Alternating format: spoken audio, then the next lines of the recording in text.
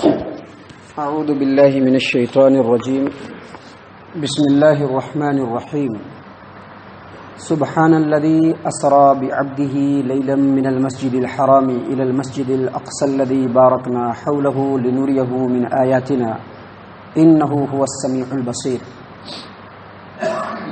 پاک ہے ہر عیب اور ہر نقص سے وہ ذات گرامی جس نے اپنے بندے کو راتوں رات مسجد حرام سے مسجد اقصی تک لے گیا، جس کے ماحول میں ہم نے برکت دے رکھی ہے تاکہ ہم ان کو اپنی آیات دکھلائیں، اور بے شک وہ رب العالمین سننے والا اور دیکھنے والا ہے۔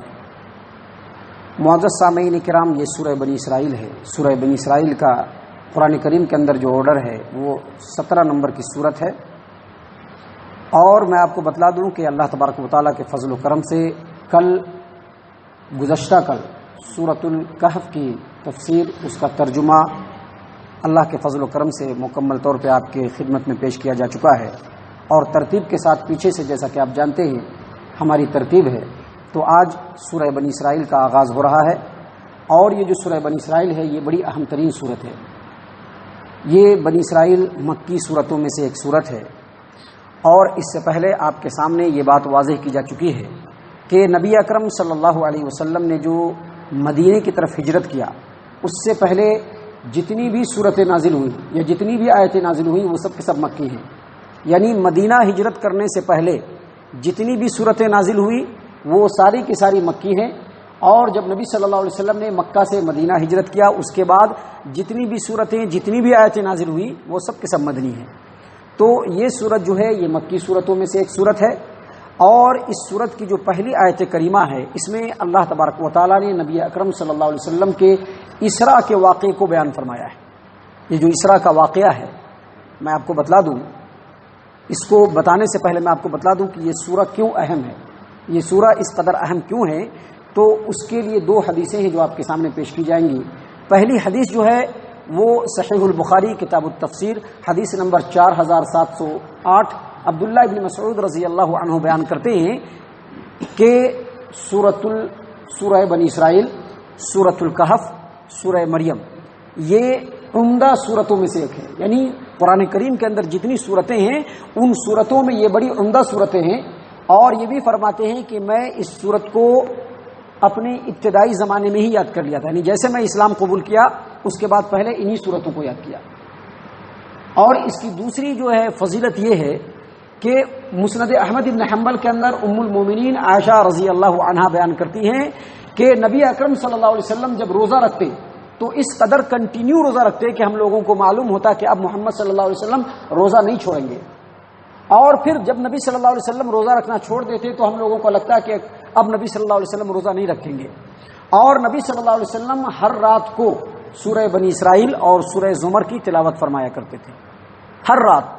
تو اس سے یہ پتہ چلا کہ یہ سورت بڑی اہم ترین سورت ہے، اور اس سورت کے اہم ہونے کی ایک وجہ یہ بھی ہے کہ اس سورت کی پہلی آیت کریمہ میں جیسا کہ میں نے ابھی بتلایا کہ اللہ تبارک و تعالیٰ نے نبی اکرم صلی اللہ علیہ وسلم کے اسراء کے واقعے کو بیان کیا ہے۔ اسراء اور معراج آپ جانتے ہیں یہ اللہ کے رسول صلی اللہ علیہ وسلم کی زندگی کی بڑی اہم ترین جو ہے حالت ہے، اور بڑا اہم ترین واقعہ ہے۔ اور اسراء اور معراج یہ ایسا واقعہ ہے جس کے اوپر ایمان رکھنا دراصل نبی اکرم صلی اللہ علیہ وسلم کی نبوت کو تصدیق کرنا ہے۔ جو لوگ بھی اسراء اور معراج کے واقعے کی تصدیق نہیں کرتے ہیں یقینی طور پر وہ نبی اکرم صلی اللہ علیہ وسلم کی نبوت کی تصدیق نہیں کرتے ہیں، کیونکہ اسراء اور معراج کا جو واقعہ ہے یہ وہ واقعہ ہے جو خالص اللہ تبارک و تعالیٰ کی قدرت کاملہ کی ایک بہت بڑی اور عظیم ترین نشانی ہے۔ یہ جو اسراء کا واقعہ ہے، اسراء اور معراج کا جو واقعہ ہے، یہ نبی اکرم صلی اللہ علیہ وسلم کے ہجرت مدینہ سے 1 سال پہلے ہوا۔ آپ صلی اللہ علیہ وسلم جس سال مدینے کی طرف ہجرت کیے اس سے 1 سال پہلے یہ واقعہ ہوا۔ اور یہ جو معراج کا جو واقعہ ہے یہ 2 حصوں میں تقسیم ہے۔ ایک اسراء، اور اسراء کا مطلب یہ ہے کہ اللہ تبارک و تعالیٰ اپنے بندے کو مسجد حرام سے اٹھا کر کے مسجد اقصی تک جو راتوں رات لے گیا، اس کو اسراء کہتے ہیں۔ اور بیت المقدس، مسجد حرام سے بیت المقدس تک جو لے گیا اس کو اسراء کہتے ہیں۔ اور بیت المقدس سے اللہ تبارک و تعالیٰ نے نبی اکرم صلی اللہ علیہ وسلم کو جو آسمانوں کی سیر کرائی، وہاں جو کچھ دکھلایا، اور پھر وہاں سے نبی صلی اللہ علیہ وسلم جب واپس آئے اپنے کمرے میں مسجد حرام، تو اس وقت یہ جو واقعہ ہے اس کو معراج کہتے ہیں۔ یہ دو حصہ ہے۔ قرآن کریم میں صرف اسراء کا ذکر ہے، یعنی اللہ کے رسول صلی اللہ علیہ وسلم کو اللہ تبارک و تعالیٰ مسجد حرام سے مسجد اقصی تک لے گیا، یہ جو اسراء ہے بس یہی واقعہ ہے جو قرآن کریم کے اندر ہے۔ اور اس کے علاوہ حدیثوں کے اندر نبی اکرم صلی اللہ علیہ وسلم نے معراج کے واقعے کو مکمل طور پہ بیان کیا ہے، جس کی کئی حدیثیں ہیں جو انشاءاللہ اس کے بعد کے درس میں آپ کے سامنے پیش کیا جائے گا، تو وہ قرآن کریم کے اندر مذکور نہیں ہے۔ یہی وجہ ہے کہ جو لوگ منکرین حدیث ہیں وہ معراج کے واقعے کو تو مانتے ہی نہیں ہیں، لیکن اسراء کا جو واقعہ ہے اس میں بھی غلط فلط تعبیر کرتے ہیں۔ آپ کو میں بتلا دوں کہ یہ جو اسراء اور معراج ہے یہ جسمانی تھا یا روحانی، اس میں بھی اہل علم کا اختلاف ہے، اور جمہور علماء اور محدثین، یعنی محدثین اور علماء کی جو ایک بڑی تعداد ہے، کثرت کی تعداد ہے، وہ یہ کہتے ہیں کہ جو معراج ہوا، اسراء ہوا، یہ جسمانی تھا، یہ جسمانی تھا، یہ روحانی یعنی خواب میں جو ہوتا ہے وہ نہیں تھا، یا بہت سارے بزرگوں کے اوپر جو کشف ہو جاتا ہے یہ کشف نہیں تھا، بلکہ یہ جسمانی تھا۔ اور اس کی دلیل، اس کی سب سے بڑی دلیل یہ ہے کہ آپ دیکھیں گے اللہ تبارک و تعالیٰ نے اس آیت کریمہ کو جو شروع کیا اس میں کہا سبحان الذی، پاک ہے ہر عیب سے، ہر نقص سے، ہر کمی سے وہ ذات جس نے اپنے بندے کو مسجد حرام سے مسجد اقصی تک راتوں رات لے گیا۔ تو یہاں پر سبحان اللہ کا جو لفظ ہے یہ عام طور پہ نہیں بولا جاتا ہے، بلکہ اس وقت بولا جاتا ہے، یا اللہ تبارک و تعالیٰ قرآن کریم کے اندر اس وقت بیان فرماتے ہیں جب کوئی ایسا واقعہ پیش کیا جائے جو خاص واقعہ ہو، جس واقعے کے اندر اللہ تبارک و تعالیٰ کی قدرت کی نشانی ہو، اللہ تبارک و تعالیٰ کے مکمل اختیار کی نشانی ہو، اللہ تبارک و تعالیٰ کے کارنامے کی نشانی ہو، اس وقت اللہ تبارک و تعالیٰ سبحان اللہ بیان کرتے ہیں۔ اگر یہ معمولی واقعہ ہوتا، خواب ہوتا، تو سبحان اللہ بیان نہیں کیا جاتا۔ دوسرا جو اس کی سب سے بڑی دلیل ہے کہ نبی صلی اللہ علیہ وسلم نے جو اسراء اور معراج نبی صلی اللہ علیہ وسلم کو کرایا گیا یہ خالص جسمانی تھا، اس کی دوسری دلیل اللہ فرماتے ہیں سبحان الذی اسری بعبدہ، بعبدہ، یہ جو عبد ہے اس کا مطلب ہوتا ہے بندہ، اور عبد یعنی بندے کا جو لفظ ہوتا ہے وہ جسم اور روح دونوں پر ہوتا ہے۔ ایک آدمی جب مر جاتا ہے اس کو بندہ نہیں کہا جاتا، اس کو کیا کہا جاتا ہے؟ موتا کہا جاتا ہے، میت کہا جاتا ہے۔ قرآن کریم نے بھی اس بات کو بیان کیا ہے، مرنے کے بعد انک میت، اے محمد صلی اللہ علیہ وسلم آپ بھی میت ہو جائیں گے۔ تو یہ جو بندے کا لفظ ہے یہ روحانی اور جسمانی دونوں ہوتا ہے، اور جب آدمی سویا ہوتا ہے، خواب کے عالم میں ہوتا ہے، تو آپ کو معلوم ہے اللہ تبارک و تعالیٰ کے آیت کریمہ کے مطابق جب آدمی سویا ہوتا ہے تو اس کے روح کو اللہ قبض کر لیتا ہے، اس کا صرف جسم باقی رہتا ہے، وہ انسان باقی نہیں رہتا ہے وہاں پہ۔ پھر اللہ تبارک و تعالیٰ کو اس کو جگانا ہوتا ہے، روح کو پھر انسان کے جسم میں اللہ تبارک و تعالیٰ ڈال دیتا ہے۔ تو یہاں پر بندہ جو اللہ تبارک و تعالیٰ نے کہا، اس کا مطلب یہ ہے کہ اللہ کے رسول صلی اللہ علیہ وسلم جگے تھے، بالکل ہوش و حواس میں تھے، اپنے جسم اور روح کے ساتھ نبی صلی اللہ علیہ وسلم کو اسراء بھی کرایا گیا اور معراج بھی کرائی گئی۔ اور تیسری سب سے اہم ترین بات، سب سے اہم ترین دلیل، اگر کوئی واقعہ نبی صلی اللہ علیہ وسلم کے زمانے میں ہو اور اس کے بعد کفار مشرکین آپ سے جھگڑنے لگے، تکرار کرنے لگے، تو سمجھ لینا چاہیے کہ یہ جو واقعہ ہے یہ عادت کے بالکل خلاف ہے۔ ایک چیز عادت میں ہوتی ہے، آدمی سوتا ہے، سو کر کے اٹھتا ہے، چل کر کے گھر جاتا ہے، بیٹھ کر کے کھانا کھاتا ہے، یہ سب عادت کے مطابق ہے۔ اگر کوئی آدمی کوئی اور ایسا کام کر دے تو اس کو کہہ دیتے ہیں عادت کے خلاف۔ تو محمد صلی اللہ علیہ وسلم کا جو یہ واقعہ ہے، یہ واقعہ جب ہوا تو بالکل عادت کے خلاف تھا۔ اللہ کے رسول صلی اللہ علیہ وسلم پر جب یہ قرآن کریم نازل ہوا تو تمام کے تمام لوگ جھگڑنے لگے۔ کیوں؟ کیونکہ یہ چیز لوگوں کو جو ہے نا بالکل عجیب لگ رہی تھی، لہذا اس کو جادو کہنے لگے۔ اللہ تبارک و تعالیٰ نے قرآن کریم کے اندر سورہ قمر کے اندر فرمایا آیت نمبر 3 میں وَإِن يَرَوْا آيَةً يُعْرِضُوا وَيَقُولُوا سِحْرٌ مُسْتَمِرٌ، جب وہ لوگ اللہ کے رسول صلی اللہ علیہ وسلم کی طرف سے کوئی نشانی دیکھتے تو منہ موڑتے اور کہتے کہ یہ بہت زمانے سے چلا آیا ہوا جادو ہے۔ صحیح حدیثوں میں یہ ثابت ہے کہ نبی صلی اللہ علیہ وسلم نے اسراء اور معراج کی رات کے صبح اٹھ کر کے جب لوگوں کو یہ بات بتلایا تو کفار و مشرکین نے بڑا مذاق اڑایا، اور اس قدر مذاق اڑایا کہ آپ کو دیوانہ تک کہہ دیا، کیونکہ مکہ سے لے کر کے بیت المقدس تک کی جو دوری ہے اور اس زمانے میں جو سفر کیا جاتا تھا وہ 40 دنوں میں، اور اپ اینڈ ڈاؤن جو تھا وہ 80 دنوں میں ہوتا تھا۔ اب لوگ نے کہا کہ جو اپ اینڈ ڈاؤن 80 دنوں میں کمپلیٹ ہوگا وہ اس محمد صلی اللہ علیہ وسلم نے رات کے ایک حصے میں کر دیا، یہ تو دیوانگی کی بات ہے۔ یہاں تک کہ نبی صلی اللہ علیہ وسلم کعبہ کے اندر جب حتیم کے اندر کھڑے تھے تو بہت سارے مشرکین نے سوال پوچھنا شروع کر دیا۔ جو لوگ بیت المقدس ہو کر کے آئے تھے ان لوگوں نے سوال پوچھنا شروع کر دیا کہ دروازے کتنے تھے، دریچے کیسے تھے، سوال کرنا شروع کر دیا۔ جیسا کہ آگے آپ کے سامنے، کل آپ کے سامنے حدیث بیان کی جائے گی جابر بن عبداللہ کی، کہ لوگوں نے سوال کرنا شروع کر دیا۔ آپ صلی اللہ علیہ وسلم کے سامنے سے سارے پردے ہٹا دیے گئے اور بیت المقدس کو بالکل سامنے کر دیا گیا، اور محمد صلی اللہ علیہ وسلم نے سب چیزوں کا جواب دینا شروع کر دیا۔ تو اس سے یہ پتہ چلا کہ یہ جو معراج ہے یہ روحانی نہیں تھا، کشفی نہیں تھا، الہام نہیں تھا، بلکہ خالص جسمانی، نبی صلی اللہ علیہ وسلم کو پورے ہوش و حواس کے ساتھ اللہ تبارک و تعالیٰ اپنے قدرت کاملہ کو بروئے کار لاتے ہوئے نبی صلی اللہ علیہ وسلم کو اسراء اور معراج کروایا۔ جو لوگ یہ کہتے ہیں کہ یہ خواب کی بات تھی، خواب میں نبی صلی اللہ علیہ وسلم نے معراج کیا، ان کی دلیل اسی سورت کی آیت نمبر 60۔ اللہ فرماتے ہیں وَمَا جَعَلْنَا الرُّؤْيَا الَّتِي أَرَيْنَاكَ إِلَّا فِتْنَةً لِلنَّاسِ، اے محمد صلی اللہ علیہ وسلم یہ واقعہ جو ہم نے معراج کا آپ کو دکھلایا یہ لوگوں کے لیے آزمائش تھا۔ تو یہاں پر رؤیا کا جو لفظ ہے اسی سے بعض لوگوں نے کہہ دیا کہ رؤیا کا مطلب ہوتا ہے خواب۔ رؤیا کا مطلب کیا ہوتا ہے؟ خواب۔ اللہ فرما رہے ہیں کہ جو خواب ہم نے اے محمد صلی اللہ علیہ وسلم آپ کو دکھلایا یہ لوگوں کے لیے آزمائش تھی۔ اس کا جواب اس طرح سے دیا جاتا ہے کہ رؤیا کا جو لفظ عربی ہے وہ آنکھوں سے دیکھنے کو کہتے ہیں، چاہے انسان خواب میں دیکھے چاہے انسان جگا ہوا دیکھے، یعنی جگے ہوئے دیکھے گا اس کو بھی رؤیا کہتے ہیں۔ صرف خواب کے معاملے کو رؤیا نہیں کہا جاتا ہے بلکہ جگے ہوئے معاملے کو بھی رؤیا کہا جاتا ہے جب انسان اپنے آنکھ سے دیکھے۔ اور دوسری بات، خواب ہر کوئی دیکھ سکتا ہے لیکن خواب لوگوں کے لیے آزمائش نہیں ہو سکتی ہے۔ خواب جو ہے وہ لوگوں کے لیے آزمائش نہیں ہو سکتی ہے، لیکن محمد صلی اللہ علیہ وسلم نے جگے ہوئے حالت میں دیکھا اسی لیے آزمائش ہے۔ اور تیسری سب سے بڑی بات یہ ہے کہ محمد صلی اللہ علیہ وسلم نے جسمانی طور پہ اسراء اور معراج کیا، اس کے اوپر جمہور علماء اور ائمہ کا اتفاق ہے، لہٰذا جو تھوڑے لوگ ہیں ان کی دلیل کسی بھی کام کی نہیں ہے۔ معزز سامعین کرام، اللہ تبارک و تعالیٰ نے فرمایا کہ پاک ہے وہ ذات گرامی جو ہر عیب سے پاک ہے، مکمل اختیار رکھتا ہے اپنے بندے کو رات کے ایک حصے میں، لیلن کا مطلب ہوتا ہے رات کا ایک چھوٹا حصہ، کہاں؟ رات کے ایک چھوٹے حصے میں اللہ تبارک و تعالیٰ لے گیا، کہاں سے؟ مسجد حرام سے مسجد اقصیٰ کی طرف۔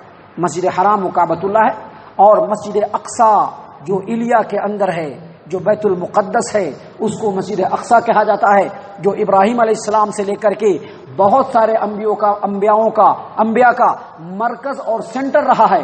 نبی صلی اللہ علیہ وسلم وہاں گئے، ان انبیاء کو اسی وقت مسجد بیت المقدس کے اندر جمع کیا گیا، اور محمد صلی اللہ علیہ وسلم نے انہی کے گھر میں، انہی کے مقام پہ ان تمام نبیوں کی امامت فرمائی، جو اس بات کی واضح ترین دلیل ہے کہ امام الانبیاء، امام اعظم رسول اکرم صلی اللہ علیہ وسلم کے علاوہ کوئی نہیں ہو سکتا ہے۔ اللہ تبارک و تعالیٰ فرماتے ہیں کہ ہم نے اپنے بندے کو مسجد حرام سے مسجد اقصیٰ کی طرف راتوں رات لے گیا، جس مسجد اقصیٰ کے ارد گرد میں ہم نے برکتیں دے رکھی ہیں تاکہ ہم اپنے بندے کو ان اپنی نشانیوں میں سے نشانیاں دکھلائیں۔ انہ هو السمیع البصیر، بے شک اللہ تبارک و تعالیٰ سننے والا اور دیکھنے والا ہے۔ معزز سامعین کرام، انشاءاللہ اسی آیت کریمہ کی روشنی میں کل آپ کے سامنے وہ حدیثیں بیان کی جائیں گی جس میں معراج کا واقعہ اللہ کے رسول صلی اللہ علیہ وسلم نے اپنی زبان سے بیان فرمایا ہے۔ اللہ تبارک و تعالیٰ ہم تمام کو نیک توفیق عنایت فرمائے۔ اللہ تبارک و تعالیٰ ہم تمام کو ان آیات کی روشنی میں اپنے زندگی کو درست کرنے کی توفیق عنایت فرمائے، نصیحت حاصل کرنے کی توفیق عنایت فرمائے، آمین یا رب العالمین۔ وما علینا الا البلاغ المبین۔ اعوذ باللہ من الشیطان الرجیم، بسم اللہ الرحمن الرحیم۔ سبحان الذي اسرى بعبده ليلا من المسجد الحرام الى المسجد الاقصى الذي باركنا حوله لنريه من آياتنا انه هو السميع البصير۔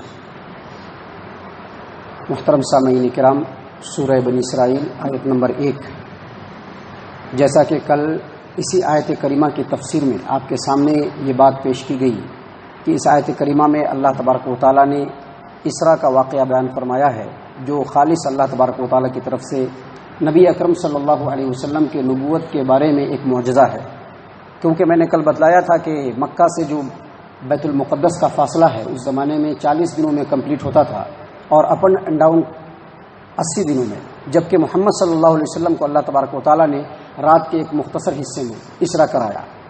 اور کل ہی آپ کے سامنے یہ بات بھی واضح کی گئی کہ جو اسراء اور معراج یہ دو واقعہ ہے، دو حصے ہیں۔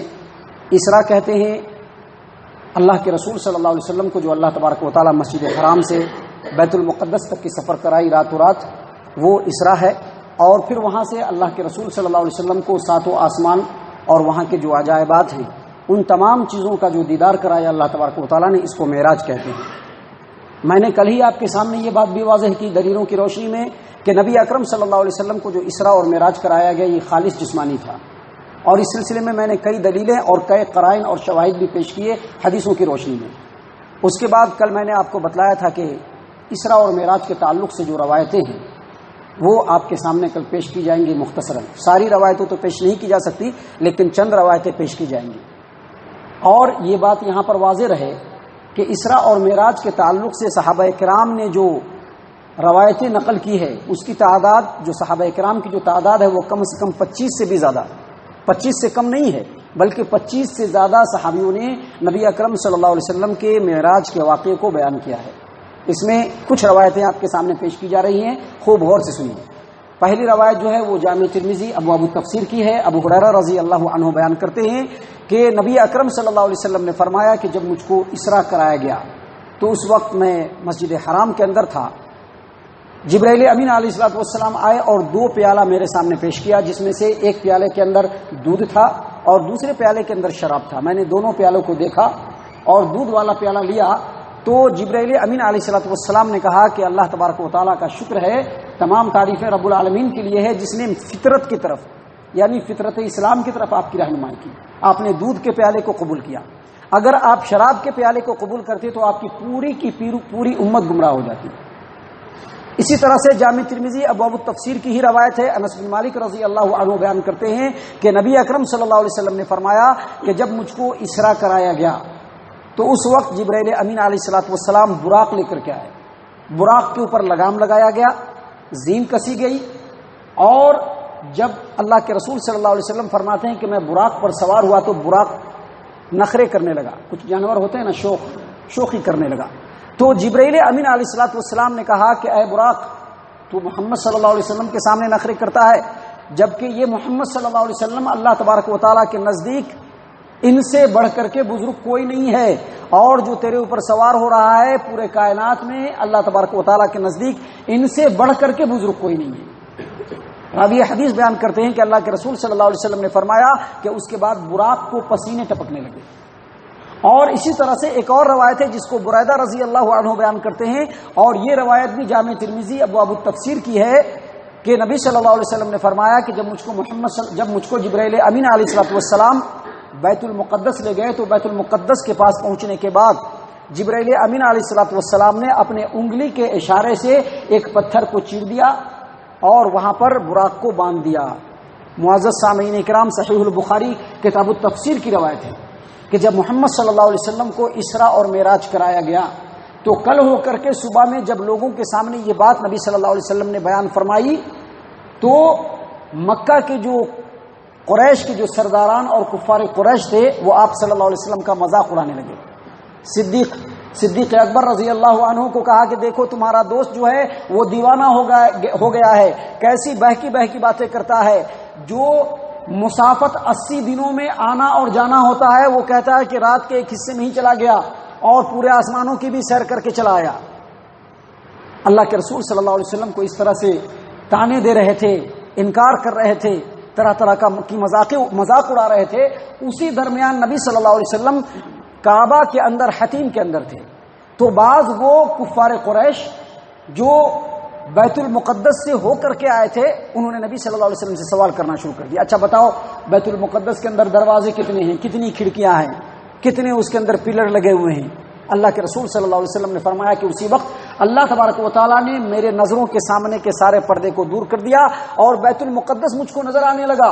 یہ لوگ سوال کر رہے تھے اور میں اس کا جواب دیتا جا رہا تھا. معزز سامعین کرام، صحیح البخاری کتاب الصلاح باب کیف فرضت الصلاح کی روایت ہے. ابو ذر غفاری رضی اللہ عنہ بیان کرتے ہیں کہ نبی اکرم صلی اللہ علیہ وسلم نے فرمایا کہ میرے گھر کا چھت کھول دیا گیا اور میں مکہ کے اندر ہی تھا. جبرائیل امین علیہ الصلوۃ والسلام فرشتوں کے ساتھ نازل ہوئے.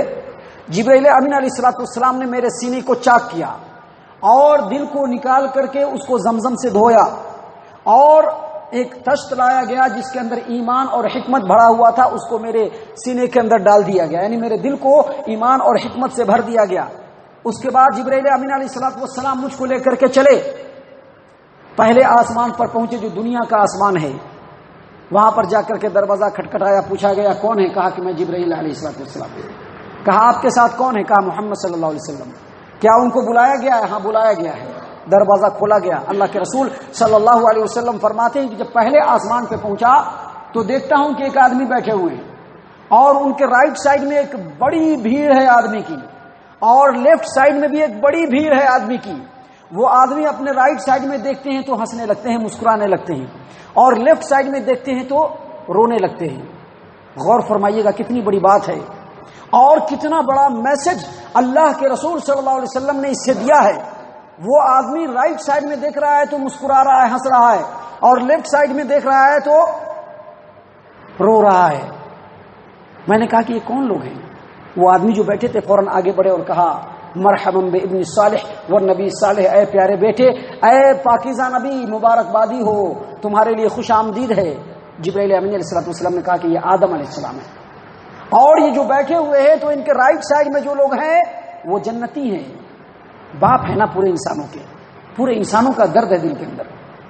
اور یہی اللہ کے رسول صلی اللہ علیہ وسلم بتلانا چاہ رہے ہیں کہ ہمارے باپ اگر ہم نافرمان نکلے اور جہنم کے اندر جل گئے اور یہ ہمارا مقدر بن گیا تو ہمارے باپ کو کس قدر تکلیف ہوگی. وہ رائٹ سائڈ میں دیکھ رہے ہیں تو جنتی اپنے بیٹوں کو دیکھ رہے ہیں تو مسکرا رہے ہیں، ہنس رہے ہیں، اور لیفٹ سائڈ میں دیکھ رہے ہیں تو رو رہے ہیں، غمگین ہو رہا ہے دل. اس کے بعد اللہ کے رسول صلی اللہ علیہ وسلم نے بالترتیب عیسیٰ، موسیٰ، ہارون، ادریس، ابراہیم، ان تمام نبیوں کا تذکرہ کیا، لیکن کن کن پر کون ہے تذکرہ نہیں کیا. اور اس کے بعد کہا اللہ کے رسول صلی اللہ علیہ وسلم نے کہ میں موسیٰ سے ملا، ادریس سے ملا، تو اس نے کہا مبارک ہو میرے پیارے بھائی اور برگزیدہ نبی. اور اس کے بعد وہاں سے آگے بڑھے تو موسیٰ سے ملاقات ہوئی، انہوں نے بھی وہی بات کہی. عیسیٰ سے ملاقات ہوئی، انہوں نے بھی وہی بات کہی. ہارون سے ملاقات ہوئی، انہوں نے بھی وہی بات کہی. اور ابراہیم علیہ السلام سے ملاقات ہوئی تو انہوں نے بھی مبارکباد دیا. اور اس کے بعد اللہ کے رسول صلی اللہ علیہ وسلم فرماتے ہیں کہ میں اس سے بھی بلندی پر چڑھا تو ایک ہموار ٹیلا تھا، وہاں پر جب میں پہنچا تو قلم کے چلنے کی آواز آ رہی تھی. وہی لوح محفوظ کے اندر جو قلم چلتا ہے اس قلم کے چلنے کی آواز آ رہی ہے. اللہ کے رسول صلی اللہ علیہ وسلم نے فرمایا کہ اللہ تبارک و تعالیٰ نے 50 نمازیں اس امت کے اوپر فرض کی. 50 نمازیں. 50 نمازوں کو لے کر کے نبی صلی اللہ علیہ وسلم بڑے نرم دل، کچھ زیادہ بولنے والے نہیں. اگر کوئی بوجھ بھی آ گیا تو اس کو برداشت کر کے چلنے والے. نبی صلی اللہ علیہ وسلم کو 50 نمازیں ملی، کوئی اعتراض نہیں کیا، خاموشی سے لیا اور چل پڑے وہاں سے. بازو میں موسیٰ علیہ السلام بیٹھے ہوئے ہیں. کہا کہ آگے؟ ہاں آگے. کیا ملا؟ کہا کہ 50 نمازیں ملی ہے. کہا آپ کی امت کے اندر اتنی طاقت نہیں ہے. اور دیکھیے کتنی کریکٹ بات تھی، 5 نماز کی طاقت نہیں ہے. آج 5 نماز کمپلیٹ کرنے کی طاقت نہیں. اور اگر اس بات کی طرف کسی وجہ سے توجہ دلائی جائے تو دل میں ذرا تکلیف بھی ہو جاتی ہے. تکلیف نہیں ماننا چاہیے. دیکھیے جو بات آج خطیب بولتا ہے وہی بات موسیٰ علیہ السلام بہت پہلے بول دی. کہا کہ آپ کی امت کے اندر اتنی طاقت نہیں ہے، آپ جائیے رب العالمین سے بات کیجیے اور کم کرائیے نمازیں. گئے، نمازیں کم ہوئی، کئی بار ایسا آنا جانا ہوا، آخر میں 5 نمازوں پہ بات رک گئی. اور اللہ تبارک و تعالیٰ نے فرمایا کہ اے محمد صلی اللہ علیہ وسلم یہ 5 نمازیں ضرور ہے لیکن میں نے جو لکھ دیا ہے وہ بدلنے والا نہیں. اس 5 کے بدلے میں 50 نمازوں کا اجر و ثواب ملے گا. اور اس کے بعد محمد صلی اللہ علیہ وسلم کو اس سے آگے لے جایا گیا، سدرۃ المنتہا دکھلایا گیا، اور اس کے بعد جنت و جہنم کے مشاہدے کرائے گئے، کئی اور عجائبات دکھلائے گئے. معزز سامعین کرام، صحیح البخاری کتاب الصلاۃ کی ہی ایک روایت ہے، ام المومنین عائشہ رضی اللہ عنہا بیان کرتی ہیں کہ معراج میں 2 رکعت نماز فرض ہوئی تھی، چاہے انسان سفر میں ہو چاہے حضر میں ہو، اپنے گھر پہ ہو۔ ام المومنین عائشہ فرماتی ہیں لیکن بعد میں 2 رکعت نماز سفر کے لیے مقرر کر دیا گیا، اور جب آدمی اپنے گھر میں رہے، اپنے مقام پہ رہے، تو نماز کو بڑھا دیا گیا۔ معزز سامعین اکرام، صحیح البخاری کتاب بدء الخلق کی ایک اور روایت ہے، مالک بن صعصعہ رضی اللہ عنہ بیان کرتے ہیں کہ نبی صلی اللہ علیہ وسلم نے فرمایا، میں بیت اللہ کے اندر کعبہ کے پاس ٹیک لگا کر کے بیٹھا تھا، کچھ ایسا لگ رہا تھا کہ غنودگی طاری ہو رہی ہے اور جگہ بھی ہوا ہوں، 3 آدمی چلے آ رہے ہیں۔ درمیان والے آدمی نے آ کر کے میرے سینے کو چاک کیا، سینے کے اندر ایمان و حکمت کو بھرا، اور اس کے بعد آسمان پر لے کر کے چلے۔ آسمان پر لے کر کے چلے تو پہلے آسمان کے اوپر آدم علیہ السلام سے ملاقات ہوئی، دوسرے آسمان پر عیسیٰ اور یحییٰ علیہ السلام سے ملاقات ہوئی، تیسرے آسمان پہ یوسف علیہ السلام سے ملاقات ہوئی، جن کی خوبصورتی کو دیکھ کر کے نبی اکرم صلی اللہ علیہ وسلم نے فرمایا کہ ان کو پورے کائنات میں جو خوبصورتی ہے اس کی آدھی خوبصورتی دی گئی ہے۔ اور اس کے بعد جب چوتھے آسمان پر پہنچے تو ادریس علیہ السلام سے، 5ویں آسمان پر موسیٰ علیہ السلام سے، 6ٹھے آسمان پر ہارون علیہ السلام سے، اور 7ویں آسمان پر ابراہیم علیہ السلام سے ملاقات ہوئی۔ اس کے آگے بڑھے تو اللہ تبارک و تعالیٰ نے محمد صلی اللہ علیہ وسلم کو 50 نمازیں دی۔ جب 50 نماز لے کر کے آ رہے ہیں تو موسیٰ علیہ السلام کہتے ہیں کہ لوگوں کو میں آپ سے زیادہ جانتا ہوں، لوگوں کو میں آپ سے زیادہ جانتا ہوں، اور میں نے بنی اسرائیل پر بڑی محنت کی ہے، مجھ کو یقین کامل ہے کہ آپ کی امت کے لوگ 50 نمازوں کو کمپلیٹ نہیں کر سکیں گے، اور آج ہماری محمد صلی اللہ علیہ وسلم کی اس امت کے لوگ بہت ہی افسوس کے ساتھ کہنا پڑتا ہے کہ 5 نمازوں کو کمپلیٹ کرنا بھی مشکل ہے۔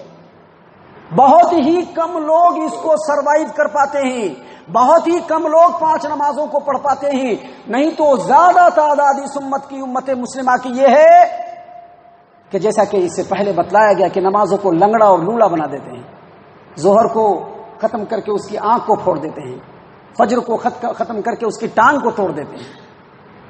تو اللہ کے رسول موسیٰ علیہ السلام نے کہا کہ آپ کی امت ایسا نہیں کر پائے گی، جائیے۔ ایک بار گئے 10 نماز کم ہوئی، دوسری بار گئے اور 10 نماز کم ہوئی، تیسری بار گئے اور 10 نماز کم ہوئی، چوتھی بار گئے اور 10 نماز کم ہوئی۔ کہا کہ نہیں، ابھی بات نہیں بنی، ابھی 10 نماز ہے، آپ کی امت 10 نماز بھی نہیں پڑھ پائے گی۔ اللہ کے رسول صلی اللہ علیہ وسلم پھر گئے تو 5 نماز کمپلیٹ ہوئی، اور کہا کہ 5 نماز تو لے جا رہے ہو لیکن 5 کا بدلہ 50 ہوگا۔ اللہ کے رسول صلی اللہ علیہ وسلم لوٹے تو موسیٰ علیہ السلام نے کہا کہ آپ کی امت 5 نماز بھی نہیں پڑھ پائے گی، آپ پھر جائیے۔ اور دیکھیے کتنی حقیقت سے قریب تر بات تھی موسیٰ علیہ السلام کی، اور ہمارے لیے ایک درس عبرت ہے، نصیحت ہے کہ ہم میں سے ہر شخص اپنی جگہ پر رکھ کر کے سوچے کہ وہ نمازوں کی کس قدر پابندی کر رہا ہے، کس قدر حفاظت کر رہا ہے۔ اور موسیٰ علیہ السلام نے کتنی دور اندیشی کے ساتھ اسی زمانے میں بتلا دیا کہ آپ کی امت کے لوگ 5 نماز بھی کمپلیٹ نہیں کر پائیں گے۔ محترم سامعین کرام، اللہ کے رسول صلی اللہ علیہ وسلم نے فرمایا کہ اب میں نہیں جا سکتا، مجھ کو اب شرم آ رہی ہے، میں بالکل نہیں جا سکتا، یہ 5 نماز ہے، یہی میں اپنی امت کو جا کر کے بطور تحفہ دوں گا۔ سامعین کرام، اللہ تبارک و تعالیٰ نے آواز لگائی کہ دیکھو محمد، 5 نماز آپ کو دی گئی ہے صلی اللہ علیہ وسلم، لیکن میرا جو لکھا ہوا ہے وہ بدل نہیں سکتا، نمازیں آپ کی امت پڑھیں گی 5 اور اس کا اجر و ثواب ملے گا 50۔ معزز سامعین کرام، یہ چند حدیثیں تھی جو آپ کو معراج کے واقعے کی روشنی میں آپ کے سامنے پیش کی گئی۔ اس کے علاوہ بھی کچھ باتیں ہیں جو حدیثوں کے اندر ہے جو یہاں پہ نہیں آیا ہے۔ مثال کے طور پر اللہ کے رسول صلی اللہ علیہ وسلم کا مسجد حرام سے بیت المقدس جانا، اور وہاں پر تمام نبیوں کا جمع ہونا، اور تمام کی امامت آپ صلی اللہ علیہ وسلم کا کرانا، یہ آپ صلی اللہ علیہ وسلم کے امام الانبیاء ہونے کی، افضل الانبیاء ہونے کی اور امام اعظم ہونے کی سب سے بڑی دلیل ہے۔ اسی طرح سے محمد صلی اللہ علیہ وسلم کو جنت اور جہنم کے سیر کرائے گئے، جنتیوں کو دکھلایا گیا، جہنمیوں کو دکھلایا گیا، اور بعض ایسے جرائم مثلا جھوٹ بولنا اور نمازوں کو چھوڑنا اور اس طرح کی کئی جرائم کی جو تمثیلی سزائیں ہیں وہ سب نبی صلی اللہ علیہ وسلم کو دکھلائی گئی۔ معزز سامعین کرام، اب یہاں پر ایک بات رہ جاتی ہے اسی واقعے کے تعلق سے۔ آپ نے دیکھا یہاں پر اللہ تبارک و تعالیٰ اس آیت کریمہ کے اندر فرماتے ہیں سبحان الذی اسری بعبدہ لیلا من المسجد الحرام الى المسجد الاقصى الذی بارکنا حولہ لنریہ من آیاتنا انہ هو السمیع العلیم. پاکیزہ ہے، بابرکت ہے، پاکیزہ ہے، ہر عیب اور نقص سے پاک ہے وہ ذات جس نے اپنے بندے کو رات کے ایک حصے میں مسجد حرام سے مسجد اقصی کی طرف لے گیا. تو اس سے یہ پتہ چلتا ہے کہ محمد صلی اللہ علیہ وسلم کی جو اسراء کی سفر کی شروعات ہوئی، جو آغاز ہوا، وہ مسجد حرام سے ہوا. لیکن ابھی آپ نے سنا ابو ذر غفاری رضی اللہ عنہ کی روایت میں نبی صلی اللہ علیہ وسلم نے بتلایا کہ میں اپنے گھر کے اندر تھا اور گھر کا جو ہے چھت کھلا. اور مالک بن شعثاء کی روایت میں آپ نے سنا کہ آپ صلی اللہ علیہ وسلم کعبہ میں بیٹھے ہوئے تھے، تھوڑی نیند بھی تاری تھی اور جگے بھی ہوئے تھے کہ 3 آدمی آئے اور وہاں سے لے گئے.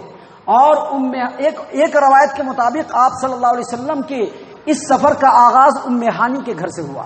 تو اس کے بارے میں اہل علم نے کہا ہے کہ ان تینوں کا جواب یہ ہے کہ پورا جو مکہ ہے وہ حرم ہے، اور بعض لوگوں کے نزدیک پورا کا پورا مکہ جو شہر ہے، جو بستی ہے، جو علاقہ ہے، وہ مسجد حرام کے اندر شامل ہے.